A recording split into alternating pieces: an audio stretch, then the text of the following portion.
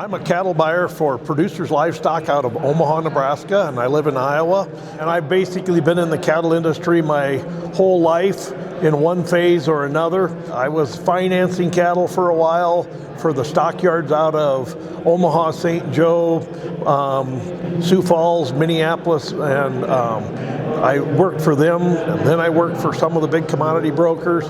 Then I was the assistant head cattle buyer at Nebraska Beef in Omaha for 13 years, and we bought roughly 12 to 15,000 fat cattle a week. And then I went to Producers, and I've been there for 16 years now. I kind of juggle four hats, but I market about 1,500 fed cattle every week, and then replace those feeders, and a lot of those cattle are hedged through our hedging program. I've been doing business with the Western Video for about 10 years. I try and buy cattle that work for my customers.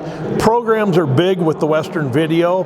I buy a lot of the non-program cattle because I don't have programs where I'm at.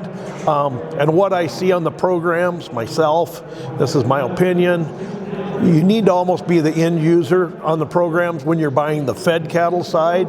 The producers on Western Video that are selling feeders and calves, the programs work great because they have a lot of people here like Prime Pursuit and some others that buy those cattle and then they take them on the rest of the way. And it's a good program. But I myself, I buy a lot of the non-program cattle. My relationships with Western Video, with a lot of the reps and everything, is great. I work really close with Rick Machado, the main auctioneer here. The key is just knowing what you're doing before you get into it. So, and have someone that's in the business help you out. I buy millions of dollars worth of cattle every week on the fed side and the feeder side, and it's all written in a book with one sheet of paper, and we do millions of dollars on a handshake, and I have never had a bad deal yet in the 30 years I've been buying fed cattle or feeder cattle. As far as the handshake is the handshake.